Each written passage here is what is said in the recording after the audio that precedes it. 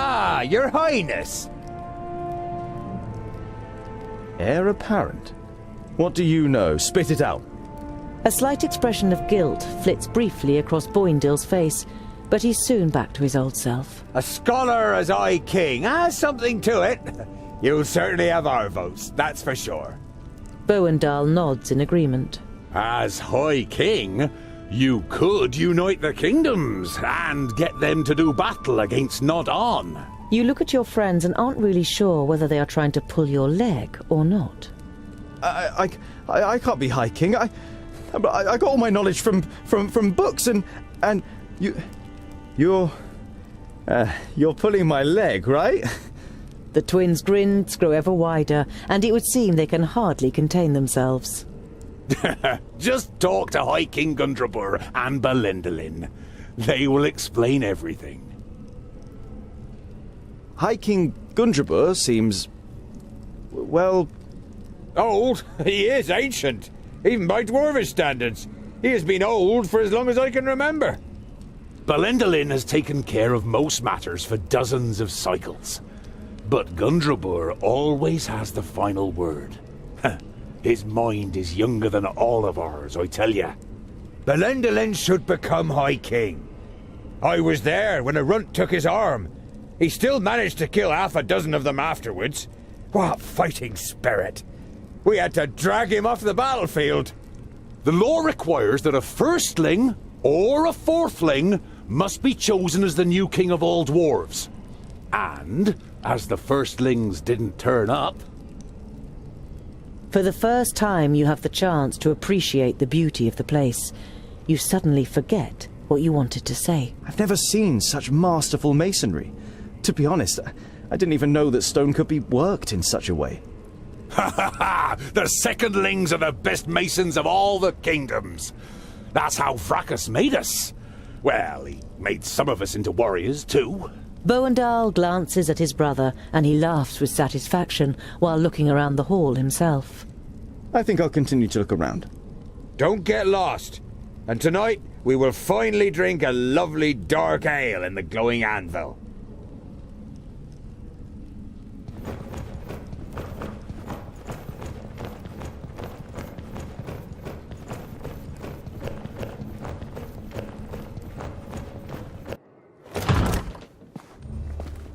Andakai, what is it?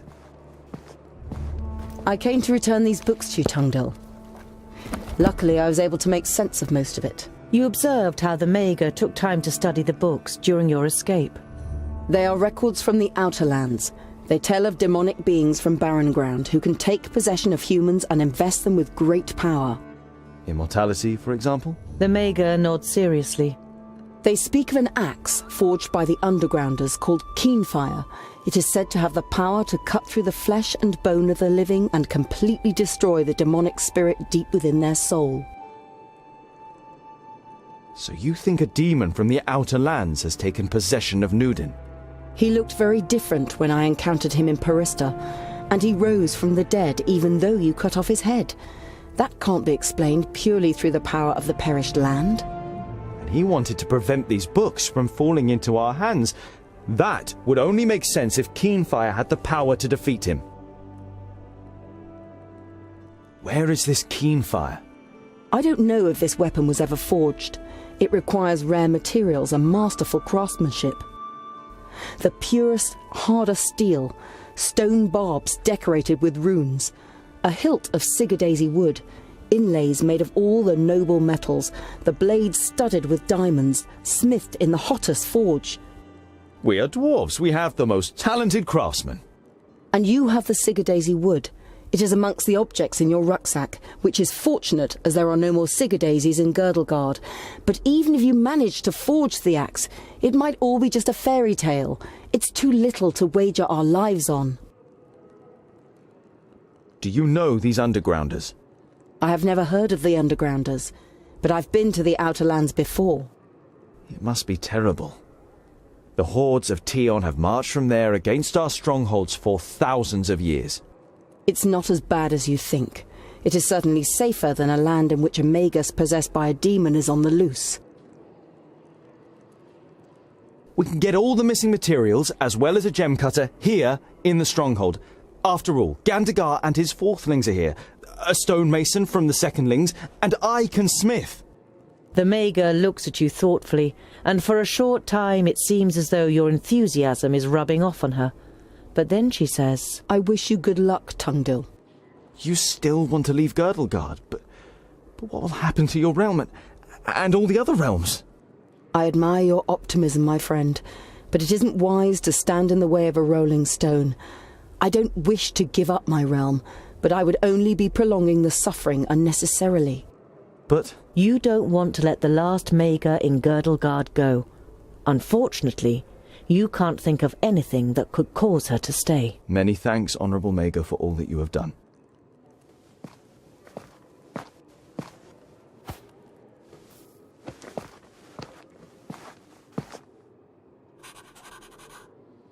Tungdil, come closer. The power that the old High King radiated when he called the Assembly to order has drained away from him. His body is sunken in the throne, but his eyes are alert and interested as he looks at you. The lost son returns to his people. Thank Vracus. Tell us what you learned on your journey. You describe your adventure down to the smallest detail. Neither the king nor his advisor interrupts you. From time to time they nod, as though they were already aware of certain facts. Their brows become more furrowed with every passing minute. When you are finished with your story, you also have some questions. What game is being played here? Gandagar, as king of the fourthlings, is to supersede me as High King, but his mind is poisoned with hatred towards the elves. He would probably win a war against them, but he would weaken us, and Girdlegard would not be helped by this. I was hoping for a great coalition with the elves, and even with the thirdlings. I would have given anything to start the negotiations. In times of great need, only the common goal can count. And which role have you planned for me? Well, with you as a second aspirant, certain possibilities of protocol open up to us. I don't want to appear ungrateful, and I'm happy to finally be among my people, but I will not ascend the throne. I hardly know anything about our customs and laws. Everything that I know, I have learned from books that Lot Yonan gave me. There must be more suitable heirs than me. Your renouncement honours you, but to be honest, you never had a claim. To stop Gandagar, we had to stall for time. Lot Yonan helped us with our little story. We don't even know if you are a fourthling. The king's advisor misinterprets your unbelieving gaze and quickly adds, We're only being as deceitful as goblins for one solitary reason: to stave off possible harm to our people. You feel as though you've been hit in the stomach. If this is true, not only have you lost your newly found kingdom, but Master Lot Yonan also didn't see it as necessary to inaugurate you in the conspiracy. Your plan has a flaw. Even if I were to line up, I couldn't win. No one on the council will vote for me. You don't have to win. Belendolin points to the Steelies in the throne room. It's written in our laws that the High King can oppose an heir if he isn't elected unanimously. He can then demand a duel or a contest in order to determine the winner. Such a contest could take weeks, if not months, and it would win us some time. Why is Gandagar so full of hatred towards the elves? His father and brother were murdered by elves. At least that's what's claimed. No one knows the truth, just as no one knows how true this report about the fifthlings is. But isn't it strange that this letter has turned up now, just when it can play into the hands of the elf-haters? Many dwarves' hatred towards the elves is great, perhaps even greater than their honesty. I understand why you want to prevent a High King Gandagar. He will be blind to our real problems. Gandagar's only liability is that he lets Bislipper whisper dark thoughts in his ear. The advisor is the problem, not the king. A problem that I am fortunate enough not to have. The High King smiles weakly at his advisor. Gandagar is a good dwarf and a good king, and I am certain he could also be a good High King if he was free of Bislepur's lies and false advice. What kind of contest would you have us compete in? Gandagar is surely superior to me in many things. Everyone in the council will write a task on a piece of paper, and from them the contest will be drawn. And this only once you have made a speech and have won over as many as possible in the council to your side. The more sympathetic the council is towards you, the higher the chances of a contest that fits your abilities. Speech? You're beginning to like this whole thing less and less. Is this really the best for our people? If you cannot dissuade Gandagar from carrying out his plans, it could end in a fraternal war. Don't worry. We'll open up his eyes and he will recognize the malice of his feigned friend. We just need time, and you must gain it for us. All right then. I'm ready to do it. But I will need all of your support. You can be certain of it, Tungdil. Belendalin smiles at you encouragingly. You say Andakai may have found a way to defeat Nodon, and she suspects that the Magus is possessed by a demon from the outer lands. It may be possible to kill this demon with an axe called Keenfire. I have commissioned armor that is worthy of a prince. It will be delivered to your chamber by sunrise. You say goodbye with a queasy feeling in your stomach. You always thought that you were articulate, but the prospect of having to make a speech in front of the large council doesn't exactly fill you with elation.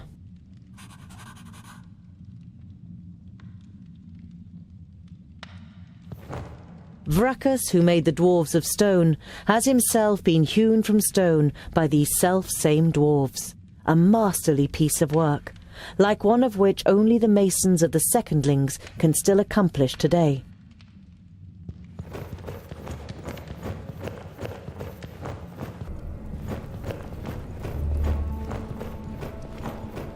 Ah, Tungdil, what is it?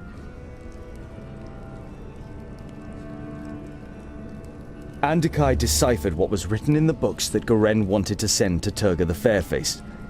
They tell of a demonic threat from the Outer Lands and how it can be stopped. Nudin cannot be killed by normal weapons, but Undergrounders have developed a weapon that might be able to do it. Keenfire. Undergrounders? What's that supposed to mean? You shrug your shoulders. Maybe there are dwarves in the Outlands too. Either way, they have described how this magical weapon can be made. If it's got anything to do with magic, the weapon cannot be dwarfish. We shouldn't go anywhere near it. Nudin fears the books. I believe that Keenfire is our best chance of stopping him. The High King and his advisor don't know where I come from either. But they only want to use me to delay Gandagar's coronation and ultimately prevent war with the elves. Whatever happens, we will stand by your side, Scholar. You're not sure whether the moral support of your friends will be much use in a contest with Gandagar, but it feels good not having to go through the whole thing on your own. I think I'll continue to look around. Don't get lost.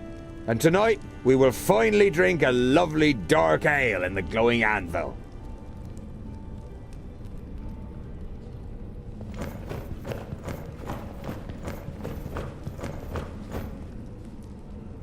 I think I first need to organize my thoughts before I can talk to them.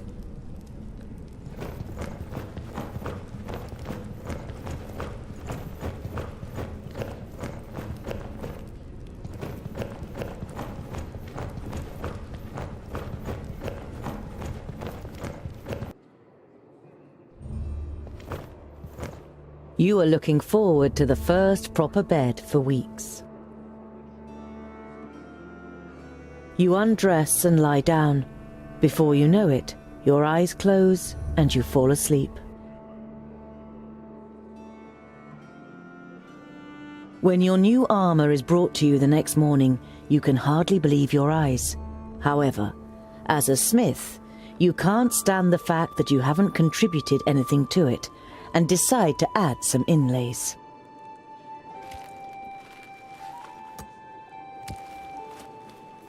Even one who wears the armour of a prince can still be a farrier underneath it, don't you think, Tungdil Bolafar? What are you doing in here? Ignoring your question, Bislipur eyes you very exactly before he speaks. So, you want to be one of our kingdom? A foundling brought up by a wizard? One wouldn't think it possible. And I don't think it possible either. There is no proof of your origin, and Gandagar's the council on his side. Why don't you spare yourself the disgrace and just not turn up in front of the council? Put your scheme to bed, and we will take you into our kingdom. We will give you everything you need your whole life long. In exchange, you support Gandagar instead of challenging him.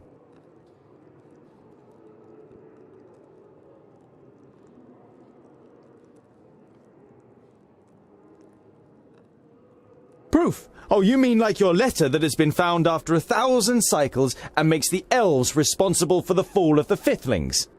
It is no secret that the elves are deceitful, and what could possibly be more suited to get one over on us than letting the perished land in and presenting us as the scapegoat?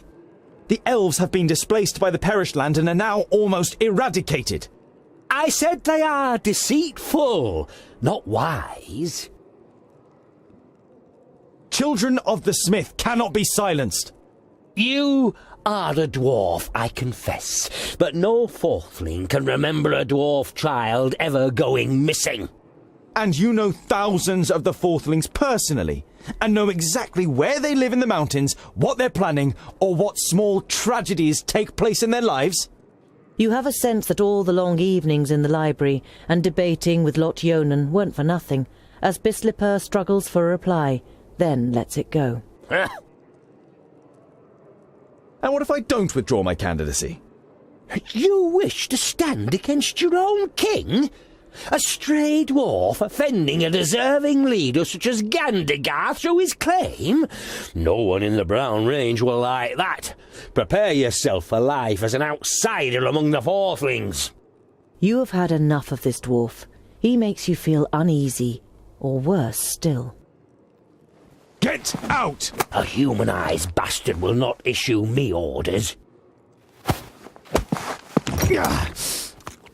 Know your place, false dwarf.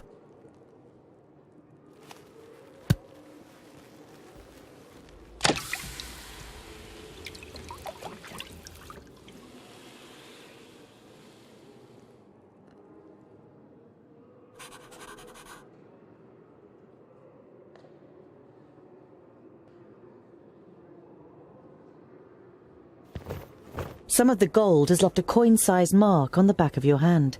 It hurts, but you like the idea that a bit of the metal you love is now part of you. That is why I, too, lodge a claim to the throne and why I think I am the more capable heir. Thank you for your speech, Tungdil Bolafar. The council may now ask questions.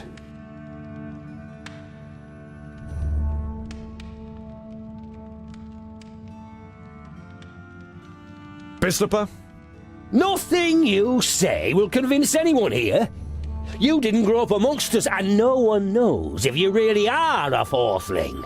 I do not believe there has ever been a more unworthy heir to the throne of the High King. You are just wasting our time. It's true.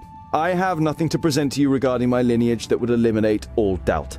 But is that really important? Shouldn't my deeds count for more than my lineage? Let me prove what I can achieve. As long as he's capable. Well, when you put it that way, Lineage is important. And if you aren't capable of anything? Yes, the dwarf from the Secondling Kingdom over there.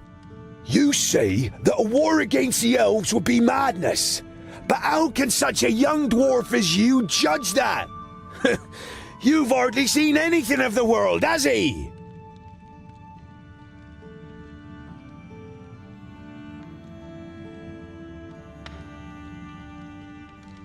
If we get drawn into a conflict against the elves, then we are no better than the Alfar who have fought with the elves for thousands of cycles. He's right. Well, Of course we're better than the Alfar. outrageous. Yes? Your question?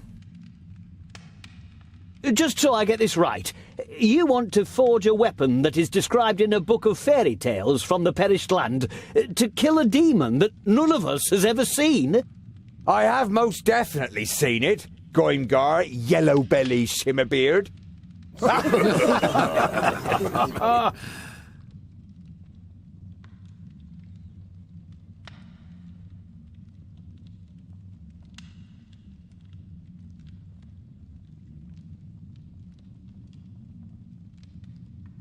No one knows for certain whether it is the solution, but does anyone have a better idea? We have to stop Nodon and the perished land. That's true, but It'll work out somehow. We should discuss other possibilities first. I'm not convinced. I have heard enough. The council has heard the words of both candidates and must now make its decision. Those of you who wish to see Tungdil Bolafar, the returning son from the Fourthling Kingdom, as my successor, raise your axe. And those who wish to see Gandagar Silverbeard from the Silverbeards, the king of the Fourthlings, as my successor.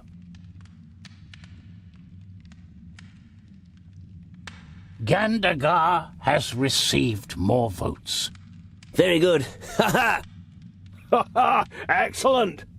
Here's to Gandagar! Long live our new High King! However, the result was not unanimous, and as acting High King, I avail myself of my right to demand a contest between the aspirants. What is this? But he won the ballot. It's the rules. The High King has the right to do so. Respect! He is still the High King. Silence! You have heard the High King's command. Write down your challenge for the aspirants.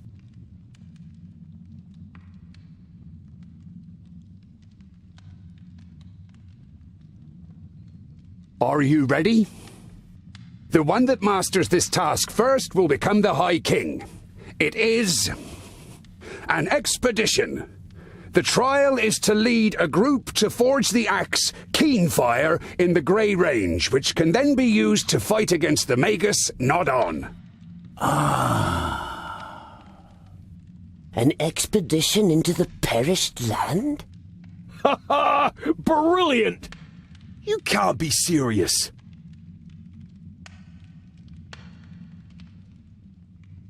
That's what I call a worthy challenge, don't you think? I call it luck, Scholar.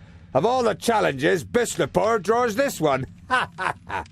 Yes. Luck.